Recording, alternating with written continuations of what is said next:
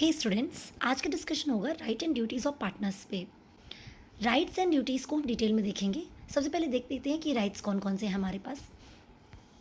Right to participate in operation of business, right to consult और express opinions, right to access book and accounts, right to share profits, right to be indemnified, right to interest on capital and advances, right to dissolve the firm, right to refuse entrance of new partner, right to not get removed। फिर हम duties की क्या क्या list है देख लेते हैं। The general duties, duty to indemnify for fraud, duty to act diligently, duty to use the firm's property properly, duty to indemnify for wilful neglect, duty to not earn personal profits or to compete. हम इसकी detail discussion करते हैं। सबसे पहले right को deal करेंगे। पहला है हमारे पास right to participate in operation of business under section 12A।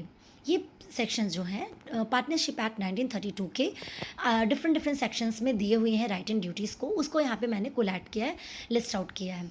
So you focus on it कि राइट टू पार्टिसिपेट क्या है। All partner of partnership business have the right to participate in business conducted by partnership firm. Partnership firm के सभी partners के पास ये right है कि वो बिजनेस में क्या हो रहा है इसमें फुली पार्टिसिपेट कर सके, एक्ट कर सके।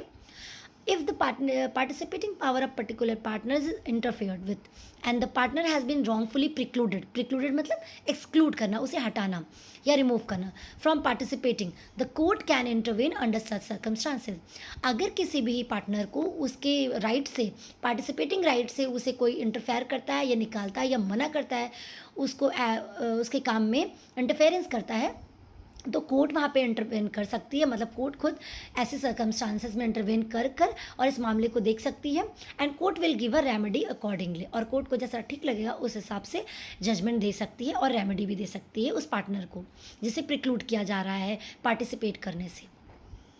राइट टू कंसल्ट और express opinion under section 12C। अब कहते हैं when any kind of differences arises between the partners with respect to business of the firm, it is determined by the majority views of the partners. देखिए, जब भी partners में आपस में किसी बात को लेकर, किसी बिजनेस के टर्म्स को लेकर, किसी भी चीज़ों को लेकर डिफरेंसेस या कॉन्फ्लिक्ट अराइज होंगे तो क्या होगा, मेजॉरिटी पार्टनर्स की मेजॉरिटी व्यूज़ के हिसाब से डिसीजन लिया जाएगा। यानी मेजॉरिटी ऑफ द पार्टनर इस बात को डिसाइड करेंगे कि इस कॉन्फ्लिक्ट में क्या डिसीजन लिया जाना चाहिए या क्या होगा। Finally there can be no such changes as a business of organization without the consent of all the partner। Next big thing क्या है कि कभी भी किसी फर्म में उसकी बिजनेस में कोई चेंज किया जा रहा है, किसी भी तरह का चेंज हो रहा है, चाहे स्ट्रक्चर में चाहे बिजनेस यूनिट्स में, तो ये चेंजेस बिना पार्टनर की परमिशन, सभी पार्टनर की परमिशन के बिना नहीं किया जा सकता। Next, every partner in the organization has a right to express his or opinion before making a decision. किसी भी डिसीज़न को लेने के लिए हर पार्टनर अपनी ओपिनियन को देने के लिए कैपेबल भी है और उसका राइट भी है कि वो अपनी बात को वहाँ पे रख सके कि और अपने डिसीज़न को वो बता सके। नेक्स्ट, अब हम ये देखेंगे कि ऐसी चीज़ें जो कंसेंट ऑफ ऑल पार्टनर्स किन किन मैटर्स में होता है। जनरली इसका एक एग्जांपल ले लेते हैं। जब भी माइनर एडमिट होता है, यानी माइनर को हम एज एन पार्टनर एडमिट करते हैं। हमने प्रीवियस वीडियो में आपको बताया था टाइप ऑफ पार्टनर्स में कि माइनर पार्टनर क्या होता है। जो 18 ईयर से कम का होता है उसे माइनर पार्टनर कहते हैं और उसे ऐड किया जाता है सिर्फ बेनिफिट पर्पज़ से, यानी वो कैपिटल लगाता है अपनी, मगर उसको लॉसेस बियर नहीं करना होता है, सिर्फ वो प्रॉफिट ही बियर करता है। तो जब भी ऐसे माइनर को ऐड किया जाता है पार्टनरशिप फर्म में तो सारे पार्टनर्स की परमिशन ज़रूरी होती है। ओके, नेक्स्ट है right to access to book and accounts under section 12D। ये कहता है कि हर पार्टनर के पास ये राइट है कि वो फर्म की बुक ऑफ अकाउंट्स को चेक कर सके और एग्जामिन कर सके और अगर ज़रूरत पड़ती है तो उसकी कॉपी भी देख सके, ऑब्टेन कर सके। Okay, each partner of the firm whether he is active or a sleeping partner has access to any book of the firm. He also have a right to examine and obtain a copy thereof if necessary bona fidely in a good faith always। ठीक है। Next, right to share a profit under section 13 clause B।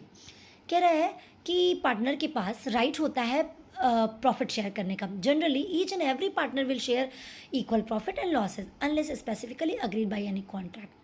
General rule यही है कि सभी partners equally profit भी share करेंगे, equally loss भी share करेंगे।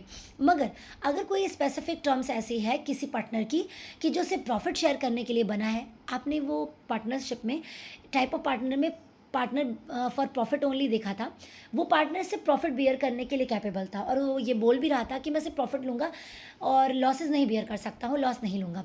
तो ऐसे पार्टनर्स जब आएंगे तो वो specific terms and condition, otherwise सारे पार्टनर को प्रॉफिट और लॉस दोनों बियर करना है। नेक्स्ट है right to be indemnified under section 13 clause E.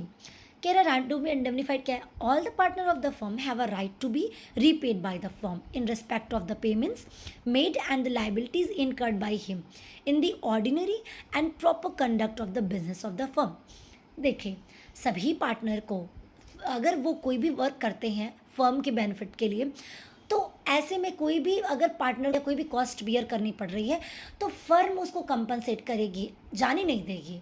Okay, for the example only in an emergency situation for protecting the firm from losses. अगर कोई emergency situation आ गई और वो पार्टनर, कोई एक पार्टनर फर्म को हेल्प करने के लिए रेडी है ना, और वो जो पैसा लगाता है तो वो पैसा उसका वेस्ट नहीं जाएगा, वो स्पेशल पेमेंट्स को फर्म हमेशा रीपे करेगी। ओके, इसी को क्या कहते हैं कि फर्म के द्वारा इंडेमनीफाई किया जाना, और ये एक पार्टनर का राइट भी है कि राइट टू इंडेमनीफाई। नेक्स्ट है interest on capital and advances. ये आता है सेक्शन 13 क्लॉज सी में। अब कहता है कि in a general rule the interest on capital contributed by partner is not permitted unless there is an agreement or usage to that effect. Generally आप जो कैपिटल इन्वेस्ट कर रहे हो फर्म में, उस पर इंटरेस्ट देने का कोई रिवाज नहीं है, मतलब कि नहीं दिया जाना चाहिए पार्टनरशिप एक्ट के थ्रू। मगर अगर आप ऐसा कोई एग्रीमेंट पार्टनरशिप फर्म के साथ और पार्टनर्स के साथ मिलकर कर रहे हो कि हम जो कंट्रीब्यूट कर रहे हैं कैपिटल उस पर मुझे इंटरेस्ट चाहिए, तो आपको इंटरेस्ट मिलेगा। ओके, या फिर उस पार्टनरशिप फर्म का ऐसा कस्टम ही रहा है, यूसेज रहा है कि हम अपने कैपिटल कंट्रीब्यूटर को इंटरेस्ट देते हैं, तो भी मिल सकता है आपको interest on capital. Otherwise generally नहीं मिलता है इंटरेस्ट ऑन कैपिटल। फिर कहते हैं in the case a partner contributes capital the interest will only be paid out of a profit. जब भी फर्म पेमेंट करेगी इंटरेस्ट का तो हमेशा प्रॉफिट में से ही करेगी। अब इंटरेस्ट ऑन एडवांसेस क्या है? Suppose a partner gives on advance to the firm in addition to the amount of capital he owes, in which case the partner is entitled to receive interest at the rate of 6% per annum. देखिए, capital के अलावा अगर मान लीजिए firm को और पैसों की ज़रूरत है और आप पार्टनर हो और आप उसे लोन देने को रेडी हो जाते हो, किसे? फर्म को। एक पार्टनर फर्म को लोन देने के लिए रेडी हो जाता है, ऐसे लोन पर उसे इंटरेस्ट लेने का पूरा राइट है। ओके, तो इंटरेस्ट ऑन एडवांसेस इसी को कहते हैं। तो वो किस रेट से मिलेगा? 6% पर एनम के रेट से। एक नोटेबल थिंग ये भी है, it should be noted that the interest on the capital ceases after dissolution of the firm, but interest remain on the advances until it is paid। जब भी capital on interest है तो अगर firm dissolve हो गई तो आपका interest on capital भी खत्म, मगर अगर इंटरेस्ट ऑन एडवांसेज है तो जब तक वो एडवांस पे इंटरेस्ट आपको पे नहीं हो जाता तब तक आपका राइट एज इट इज़ बना रहेगा। नेक्स्ट है right to dissolve the firm. ये सेक्शन 40 ऑफ पार्टनरशिप एक्ट 1932 में कवर होता है। कहते हैं a partner in partnership business has authority to terminate the company with the agreement of all other partners. एक पार्टनरशिप फर्म को dissolve करने का पार्टनर के पास राइट होता है with the consent of all other partners. उनकी अग्रीमेंट बहुत ज़रूरी होती है। अगर वो सारे पार्टनर्स रेडी हैं पार्टनरशिप फर्म को डिसॉल्व करने के लिए तो they have a right to dissolve it. Next, nevertheless, if a partnership is at a will, any partner can terminate the company by notifying the other partner in written form of their desire to do so। अगर partnership की कई type होते हैं तो उसमें एक partnership at will होता है, जो कि ऐसा होता है, उसका नेचर ही यही है इस पार्टनरशिप के टाइप का कि ये पार्टनरशिप तब तक चलेगी जब तक हमारा मन करेगा, है ना, और अगर हमारा मन किया तो हम बंद कर दिए। तो ऐसे में कोई भी पार्टनर उठ के कह सकता है कि I don't want be any more, so notify कर देगा अदर पार्टनर्स को और डिसॉल्वेशन हो जाएगा। नेक्स्ट है right to refuse the entrance of new partner. Section 31 cover करता है इसको कि no partner can be added without approval of other partner.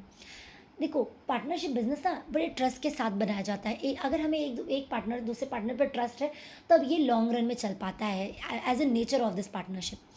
ठीक है, तो हम किसी को भी उठाकर मान लो कोई एक पार्टनर ने किसी भी पार्टनर को ले आया, ऐसे बंदे को पार्टनर बनाना चाहता है जिससे वो हो सकता है बाद में कोलाइड कर ले, यानी इंटेंशनल रॉन्ग थिंग करे साथ में मिलकर। तो ऐसे में क्या होता है ना कि अदर पार्टनर्स की अग्रीमेंट बहुत इंपॉर्टेंट होती है। तो किसी भी नए पार्टनर को ऐड करने के लिए सभी अदर पार्टनर्स की कंसेंट ज़रूरी होती है। ओके, सो नेक्स्ट है right not to get removed. आपको बिना पूछे नहीं निकाला जा सकता, ऐसे निकाल के पार्टनरशिप फर्म से फेंका नहीं जा सकता। सेक्शन 33 एक बात को कवर करता है, any partner can not be removed without approval of majority of the partners. जब भी किसी को रिमूव किया जाएगा इन अ गुड फेथ तो हमेशा पार्टनरशिप की मेजॉरिटी से ही किया जाएगा। But in good faith of the firm and if the contract agreed between the partners it can be done so. मान लीजिए अगर एग्रीमेंट में ऐसा कुछ लिखा है या पार्टनरशिप के क्लॉजेज में ऐसा कुछ लिखा है कि गुड फेथ में अगर कोई इंसान गलती कर रहा है और जानबूझ के इंटेंशनली फर्म के लिए लॉसेस क्रिएट कर रहा है तो अदर पार्टनर्स फर्म के हितों को देखते हुए उस पार्टनर को निकाल के बाहर कर सकते हैं। नेक्स्ट है, अब हम देखेंगे ड्यूटीज़ की लिस्ट। ड्यूटीज़ क्या है? सबसे पहले हम देख लेते हैं general duties of the partners. ये बात सेक्शन 9 में डिस्कवर की गई हुई है। अब है, partners are legally bound to carry on the business of partnership firm. The general responsibility of partners are listed below. एक पार्टनर जो है बिजनेस को कैरी ऑन करने के लिए लीगली बाउंड है, बिकॉज वो प्रिंसिपल एंड एजेंट का रिलेशन है और हमें एजेंसी रूल में बहुत अच्छे से जानते हैं कि जो प्रिंसिपल कहता है हमें उसे करना होता है। तो कहने का मतलब हम इन्वॉल्व ही हुए हैं बिजनेस को कैरी करने के लिए। ओके, तो we are responsible for it. अब है next point, a partner is required to carry on business to the highest common advantage. हर कीमत पे आपको फर्म के बेनिफिट के लिए और ज़्यादा से ज़्यादा फायदे के लिए काम करना है। Second, partner is required to be just and faithful to each other. हर पार्टनर को एक दूसरे के लिए पूरी इच्छा शक्ति और पूरे ट्रस्ट के साथ काम करना होगा और फर्म के ट्रस्ट फेथ में ही काम करना होगा। नेक्स्ट है, partner has to render to any other partner or his legal representative about the true account and all the information of all things affecting the partnership firm. हमेशा partner को और other partners को और या फिर कोई legal representative है उन्हें सारी ट्रू इन्फॉर्मेशन बतानी होगी बिजनेस से रिलेटेड, एक दूसरे से ट्रू डिस्क्लोजर करना होगा। ये एक जनरल ड्यूटी है किसी भी पार्टनर पे। नेक्स्ट है, ड्यूटी टू कॉम्पनसेट और इंडेमनीफाई फॉर अ फ्रॉड। ये सेक्शन 10 में कवर होता है। ये क्या चीज़ है? अ पार्टनर और partnership firm is liable to compensate the firm for any damages cause to its business of the firm because of the partner's fraud in the conduct of the business of the firm. कह रहा है जिस तरह partnership firm आपको किसी भी losses के लिए इंडेमनीफाई कर रही थी, उसी तरह पार्टनर अगर किसी तरह का गलत काम या कैसे भी लॉस करवा देता है फर्म को तो वो भी इंडेमनीफाई यानी कंपनसेट करेगा फर्म को कि हाँ कोई भी चीज़ अगर गलत हुई है तो उसको हम बियर करेंगे और हम उसको कंपनसेट करेंगे, मतलब पार्टनर कंपनसेट करेगा। नेक्स्ट है, duty to act diligently. Section 12 sub clause B and section 13 sub clause A says to attend duties diligently without remuneration. First कहता है सेक्शन 12 क्लॉज बी और पार्टनरशिप एक्ट ये बताता है कि every partner is legally bound to attend to his duty diligently relating to conduct of the firm of the business. बहुत ही अच्छे से आपको अपनी ड्यूटी को निभाना है जो भी फर्म की ड्यूटीज़ हैं। 13A कहता है generally a partner not entitled to remuneration for the participating conduct of business. जो भी आप बिजनेस कर रहे हो उसके लिए आपको रिम्यूनरेशन नहीं दिया जाएगा। नेक्स्ट है, duty to use the firm property properly. आपकी जो पार्टनरशिप फर्म से रिलेशन है उसके असेट्स हैं उसको आप रॉन्गली नहीं यूज़ करेंगे, उस प्रॉपर्टी को एकदम गुड फेथ में यूज़ करेंगे in the best interest of firm. Partner can use the firm's property exclusively for its business, सिर्फ बिजनेस पर्पसेस है, not for your own purpose, because they all own it's collectively. Because ये एक partner की नहीं है, ये all the partners की है, उनके कलेक्टिव ओनिंग है।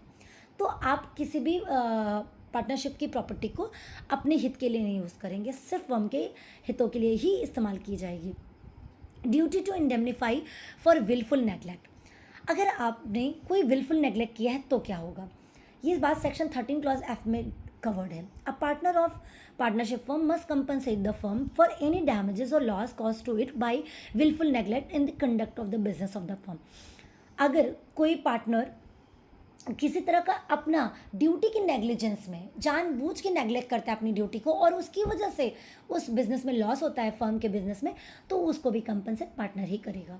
नेक्स्ट है, duty to not earn personal profits or to compete. Section 16 clause B कहता है कि आपको पर्सनल प्रॉफिट्स नहीं बनाने हैं इस बिजनेस से। Each partner must function according to the commonly shared goal. भाई फर्म के जो गोल्स हैं, जो विजन्स हैं, उसी के पर्सपेक्टिव में पार्टनर्स को काम करना है, वो अपने फ़ायदे के लिए काम नहीं करेगा। They should not make any personal profit, must not engage in any competing business ventures. उसी की राइवलरी में दूसरा बिजनेस नहीं खड़ा करेगा। जैसे कि उस फर्म का नाम है और उस फर्म का बिजनेस है, उसकी प्रॉपर्टी को अपने काम में लाना और अपने बिजनेस को चलाना, ये रॉन्ग थिंग है। अगर आज ऐसा कुछ भी किया जाता है तो उस बिजनेस से, यानी जो आपने पर्सनल बिजनेस खोल लिया है पार्टनरशिप फर्म के अलावा, उस बिजनेस का होने वाला सारा प्रॉफिट उसी फर्म का हो जाएगा। They should hand over the personal profit made to their firm. अगर कोई पर्सनल प्रॉफिट आप बनाओगे तो you have to hand over to the firm.